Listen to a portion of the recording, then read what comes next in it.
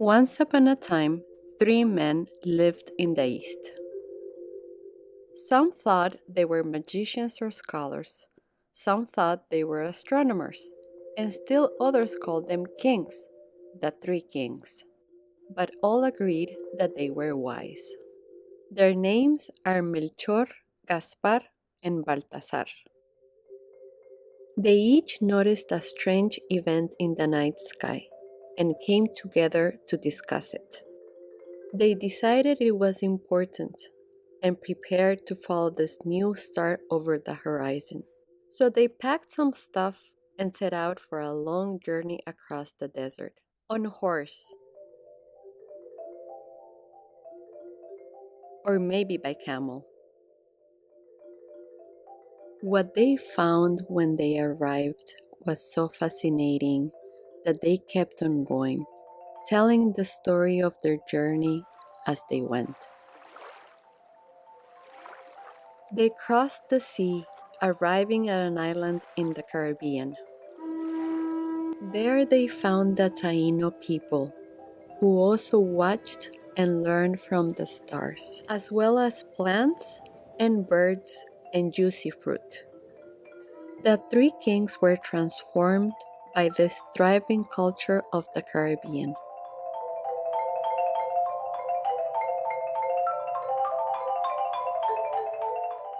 The Taino pictured the world a bit like an island, the earth surrounded by deep waters below and a starry dome above. Everything was alive and connected: lakes, rivers, trees, stones, mountains, animals, plants, and people. As things are born and then go away, they circle through the three layers of water, earth, and sky. Our three kings themselves are changed by these levels, becoming the Taino Three Kings. In the beginning of time, before the seas, there was an old man named Yaya. In his house hung a gourd that grew fish. One day, his four sons snagged it down and were eating the fish when they heard Yaya return. Rushing to put the gourd back, they dropped it, and it broke. The water and its steaming fish spilled out and became the seas.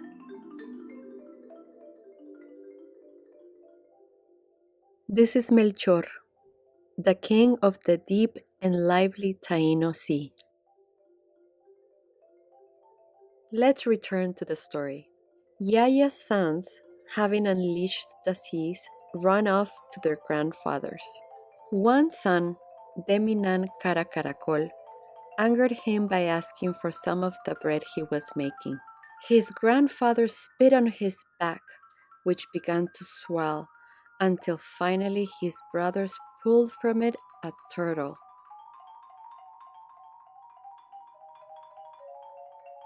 They built the house and lived with the turtle, and from them came all the peoples of the land.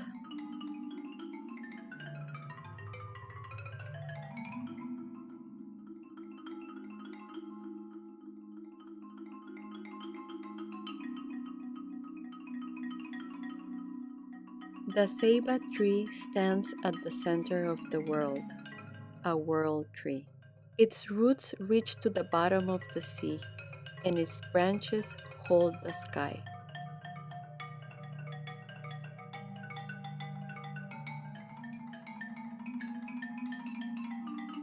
This is Gaspar, the ceiba king.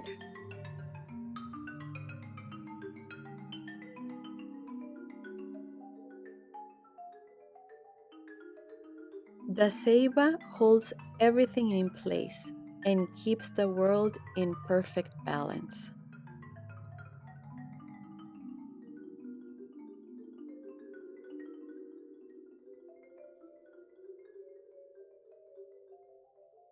The sun and the moon first arose out of a cave, now circling around this great axis.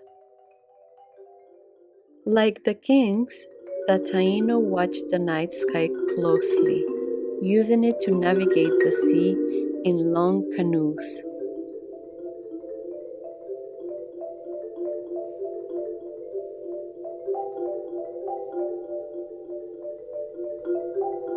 This is Baltasar, king of the night sky. At night, bats come out of their caves and fly in darkness looking for guava fruit to eat. They are the spirit of the dead. These playful spirits would take many shapes to play tricks on the living. Baltasar holds a bat upside down, its wings curled around to create the dome of the night sky. The Taino Three Kings now live in New York City.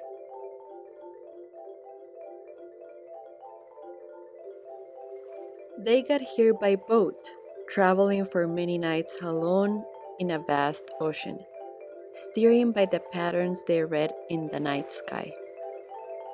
The Three Kings carried gifts they brought from the beautiful and warm islands of the Caribbean.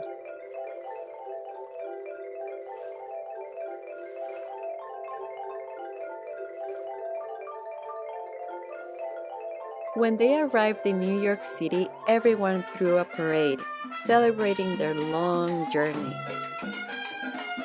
Every year now, they take to the streets to keep the journey going.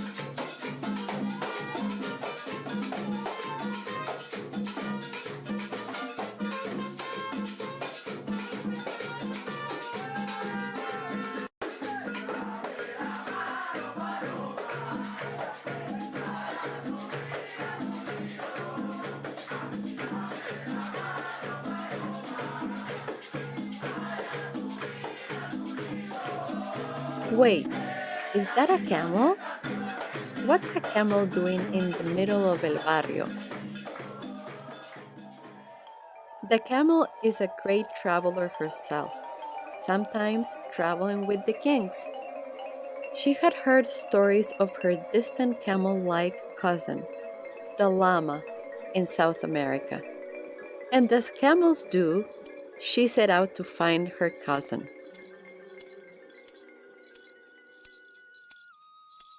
Hey, camel! You've got to go high up in the Andes Mountains to find your cousin. Follow the river flowing down from the mountains. The Inca, who lived in that region, were also great sky watchers. The camel could see the swirling flow of the Milky Way, and in it, shadowy animals, snakes, foxes, and yes, look, there was Yakana, the llama, and her baby.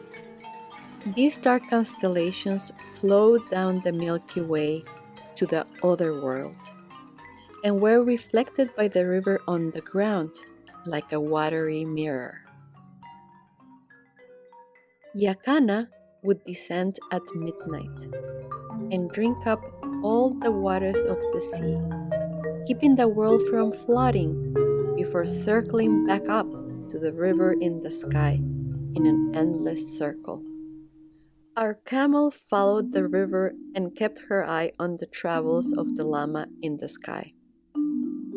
Making her way finally to the Andes Mountains, she was curious what new experiences she would have and who she would meet in this new place.